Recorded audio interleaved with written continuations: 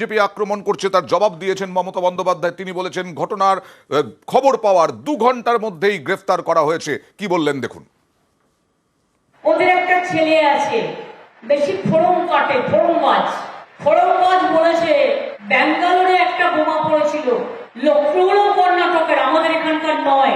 2 ঘন্টায় বাংলায় লুকিয়েছিল, 2 ঘন্টার মধ্যে আমরা ধরে দিয়েছি আমাদের পুলিশ।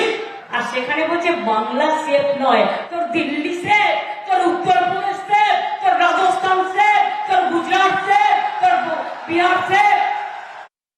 যদিও শুভেন্দু অধিকারী আক্রমণ করতে ছাড়েননি, এই সুযোগে কি বললেন শুভেন্দু অধিকারী দেখুন।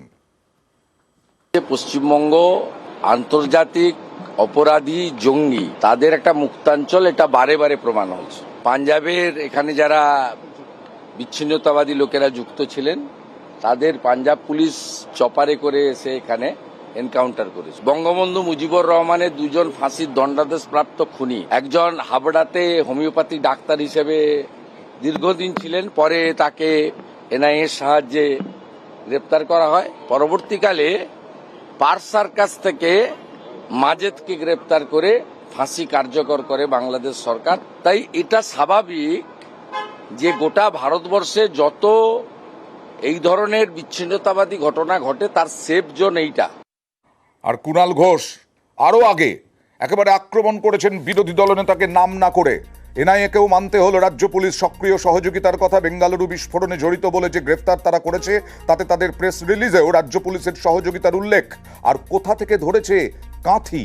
সবাই জানে সেখানে কোন পরিবার দুষ্কৃতীদের আনে, আশ্রয় দেয়। এসবে তাদের ভূমিকার তদন্ত হোক। বাংলার পুলিশ দেশবিরোধী অশুভ শক্তিকে দমন করতে অবিচল এবং অন্য এজেন্সিকে সহযোগিতা করতেও প্রস্তুত, আবার প্রমাণিত।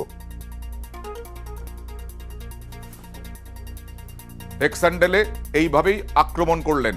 আর মন্ত্রী শশী পাঁজা সাংবাদিক বৈঠক করে কি বললেন দেখুন। এনআইএ তার স্টেটমেন্টে প্রশংসা জানিয়েছে পশ্চিমবঙ্গ পুলিশকে।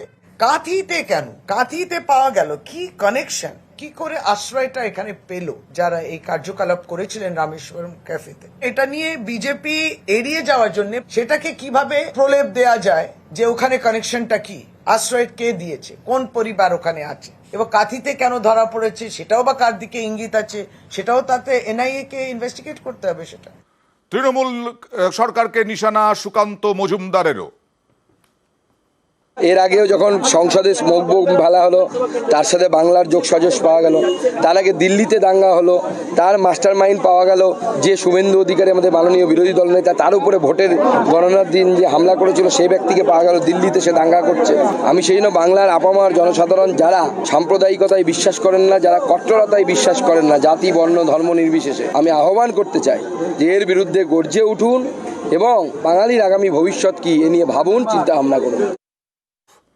অধীর চৌধুরী প্রদেশ কংগ্রেস সভাপতি, তিনিও তোপ দাগলেন। পশ্চিমবঙ্গের সঙ্গে বাংলাদেশের একটা বর্ডার আছে আপনারা জানেন, এবং এই দুর্বৃত্তরাজ ভারত বাংলাদেশ বর্ডার দিয়ে আজ থেকে না দীর্ঘদিন ধরে চলছে। যেখানে প্রশাসন যত দুর্বল সেখানে তার প্রভাব বাড়বে। পশ্চিমবঙ্গের প্রশাসন দুর্বল, পশ্চিমবঙ্গের প্রশাসনের একটাই কাজ তৃণমূলের সেবা করা, তাই এখানটায় অন্য কাজে তাদের মন দিতে হয় না। তাই এখানে দুর্বৃত্ত সন্ত্রাসবাদীদের আড্ডা তো বাড়বেই। তাই তদন্ত হোক, তাদের শাস্তি চাইব। কেন এরকম ঘটনা ভারতবর্ষে বাড়ছে আবার নতুন করে, সেটাও আমাদের দেখা দরকার। এই যে ছবিটা দেখছেন, যৌথ অভিযানে গ্রেফতার করা হয়েছে ধৃত 2 সন্দেহভাজনকে গ্রেফতার করা হয়েছে। সন্দেহভাজন 2 জঙ্গিকে তাদেরকে মেডিকেলের জন্য নিয়ে আসা হয়েছে হাসপাতালে। আপনারা দেখছেন সেই ছবি, তাদের মুখ ঢেকে একেবারে নিয়ে আসা হলো হাসপাতালে। দেখছেন সেই ছবি।